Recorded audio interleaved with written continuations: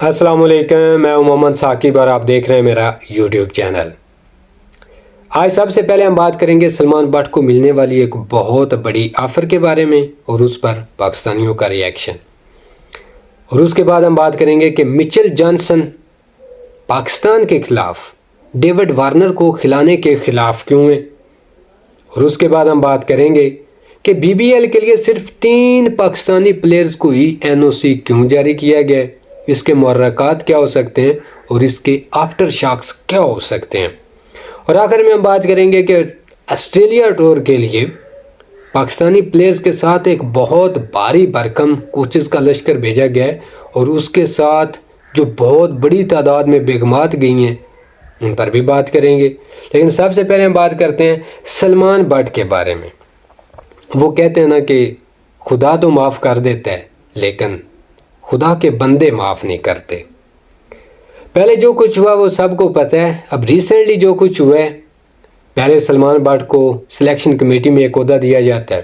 عوام بھرپور تنقید کرتی ہے اس کے اوپر، اور پھر ماشاءاللہ سے ہمارے کیئر ٹیکر پرائم منسٹر اس پر ایکشن لیتے ہیں اور سلمان بٹ کو عہدے سے ہٹا دیا جاتا ہے۔ جیسے کیئر ٹیکر پرائم منسٹر خود بڑا پرفیکٹ کام کر رہے ہیں، یا ان کی کابینہ میں یا حکومت میں اور کوئی وزراء ایسے نہیں ہیں جن پر سلمان بٹ کی طرح کا کوئی ایلیگیشن نہیں ہے۔ بہرحال اینی وے وہ سائیڈ لائن ہو جاتے ہیں PCB کے سلیکشن کمیٹی کے عہدے سے۔ اب جو خبر ہے وہ یہ کہ سلمان بٹ کو بہت بڑی آفر آئی ہے افغانستان کرکٹ بورڈ کی جانب سے، اور انہوں نے سلمان بٹ کو بیٹنگ کوچ کے لیے آفر دی ہے، پیشکش کی ہے، رابطہ کیا ہے۔ سلمان بٹ اس آفر کو لیتے ہیں یا نہیں، وہ افغانستان کے بیٹنگ کوچ بنتے ہیں یا نہیں، یہ بعد کی بات ہے،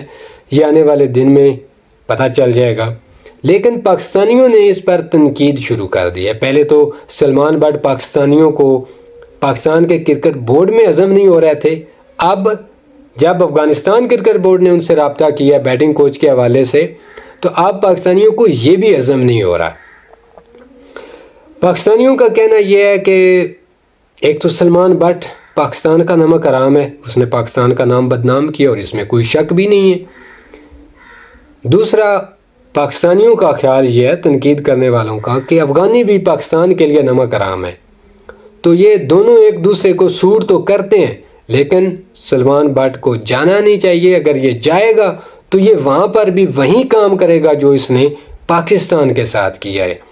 تو افغانستان کے ساتھ پاکستان کا نام بھی یہ دوبارہ سے خراب کرنے کی کوشش ضرور کرے گا، کیونکہ وہ کہتے ہیں کہ چور چوری سے جائے، ہیرا پھیری سے نہ جائے۔ بہرحال دیکھتے ہیں اس پر نیکسٹ کیا اپڈیٹ آتی ہے۔ اس کے بعد جی مچل جانسن نے بڑا بھرپور رد عمل ظاہر کی ہے ڈیوڈ وارنر کے پاکستان کے خلاف فیئر ویل دینے کے لیے، کیونکہ ڈیوڈ وارنر اپنی یہ آخری ٹیسٹ سیریز کھیلیں گے پاکستان کے خلاف۔ مچل جانسن کا یہ کہنا ہے کہ آخری 36 ٹیسٹ میچوں میں ڈیوڈ وارنر نے صرف 26 رنز کی اوسط سے رنز بنائے ہیں۔ ایک تو وہ کہتے ہیں کہ مجھے سمجھ نہیں آتی کہ یہ سلیکشن کمیٹی نے ڈیوڈ وارنر کو سلیکٹ کیسے کر لیا ہے پاکستان کے خلاف ٹیسٹ سیریز کھیلنے کے لیے۔ دوسرا وہ کہتے ہیں کہ مجھے یہ بھی سمجھ نہیں آ رہی کہ ایک بندہ جو بال ٹیمپرنگ میں ملوث رہا ہے، جس نے ملک کا نام بدنام کیا ہے، اس کو آپ فیئر ویل دے رہے ہیں۔ وہ کہتا ہے کہ مجھے یہ بالکل سمجھ نہیں آ رہی کہ آسٹریلیا جیسا کرکٹ بورڈ، آسٹریلیا جیسی سلیکشن کمیٹی وہ ڈیوڈ وارنر کو کھلا کیوں رہی ہے بری پرفارمنس ہونے کے باوجود ٹیسٹ میں، اور اس کے بعد ایسے پلیئر کو جو ملک کا نام بدنام کر چکا ہے اس کو فیئر ویل دے رہی ہے۔ جیسے پاکستان میں ایسے پلیئرز پہ تنقید کی جاتی ہے، ویسے ہی فرسٹ ٹائم ایسا دیکھنے کو ملا ہے کہ آسٹریلیا میں جو سابق آسٹریلیوی پلیئرز ہیں وہ بھی اپنے ساتھی پلیئرز پر جو اس طرح کے معاملات میں ملوث رہے ہیں ان پر کھلی تنقید کرتے ہوئے نظر آئے ہیں۔ اس کے بعد ہم بات کرتے ہیں ناظرین، BBL میں صرف 3 پاکستانی پلیئرز کو NOC جاری کیا گیا۔ ایک ہیں حارث رؤف، دوسرے ہیں زمان خان اور تیسرے ہیں اسامہ میر۔ صرف 3 پلیئرز کو 4 سے 5 میچز کے لیے NOC جاری کیا گیا، اور یہاں پہ یہ بات قابل غور ہے کہ BBL کے دوران نہ تو پاکستان کوئی ون ڈے سیریز کھیل رہا ہوگا اور نہ ہی پاکستان کوئی T20 سیریز کھیل رہا ہوگا۔ سو یہ سامنے آپ رکھیں اور اس کے بعد آپ سوچیں کہ ایسا کیوں ہے، ایسا پاکستانی کرکٹ بورڈ کیوں کر رہا ہے؟ حالانکہ پاکستانی کرکٹ بورڈ کو چاہیے تھا کہ وہ زیادہ سے زیادہ پلیئرز کو NOC جاری کرتا، بالخصوص جو اسپیشلسٹ ہیں T20 اور ون ڈے کے، ان سب پلیئرز کو NOC جاری کیے جانے چاہیے تھے تاکہ وہ دوسری لیگ میں جائیں،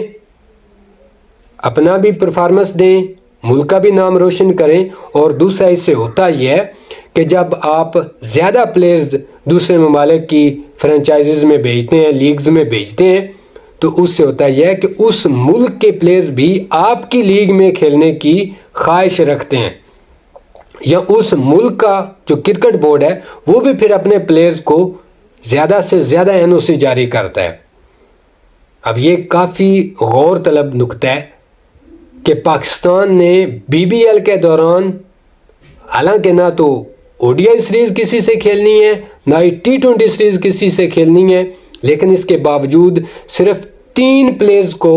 NOC جاری کیا ہے، اور وہ بھی صرف اور صرف 4 سے 5 میچز کے لیے جاری کیا ہے۔ اور اس کے بعد حالانکہ ہمارا اپنا PSL سٹارٹ ہونا ہے، تو سمجھ نہیں آتی یہ فیصلے کرنے والے کیا سوچ کے فیصلے کرتے ہیں، اس کے پیچھے کوئی بدنیتی ہے یا ان کی مطلب ان کو اتنی سمجھ بوجھ ہی نہیں ہے کہ وہ یہ فیصلے کیسے کر رہے ہیں اور کیوں کر رہے ہیں۔ زیادہ سے زیادہ پلیئر جاتے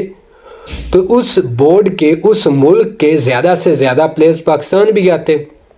اب اگر وہ بھی اپنے پلیئرز کو NOC جاری نہیں کریں گے یا 3-4 میچز کے لیے جاری کریں گے تو اس سے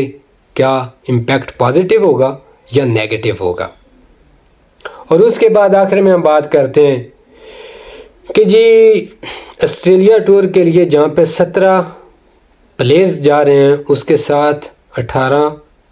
کوچز، سٹاف بھی جا رہا ہے، سارا میڈیکل یہ وہ سارا، اور ان کے ساتھ 14 بیگمات بھی لے کے جا رہے ہیں، کچھ پلیئرز اور کچھ کوچز۔ اور یہ سارا کس سے ہوگا؟ یہ قومی خزانے سے ہوگا۔ اور پھر جب پرفارمنس کی باری آئے گی، چاہے پلیئرز کی ہو یا کوچز کی، تو پھر وہ کہیں گے کہ قوم دعا کرے۔ مطلب اتنا زیادہ خرچہ قوم کا، پلیئرز تو جانے ہی جانے ہیں، اس کے ساتھ اتنے زیادہ کوچز، سٹاف، اور پھر پلیئرز جو بیگمات لے کے جا رہے ہیں، اس سارا خرچہ بیچاری یہ قوم برداشت کرے گی، اور پھر یہ ان کے لیے دعائیں بھی کرے گی کہ اللہ کرے کہ پاکستانی کرکٹ ٹیم ہسٹری میں فرسٹ ٹائم آسٹریلیا کے خلاف ٹیسٹ سیریز جیت جائے۔ ناظرین، اپنا خیال رکھیں، اپنوں کا خیال رکھیں۔ ویڈیو پسند آئی ہے تو چینل کو سبسکرائب ضرور کریں۔ پازیٹیو یا نیگیٹو اپنی رائے کا اظہار کمنٹ سیکشن میں لازمی کریں۔ اللہ حافظ۔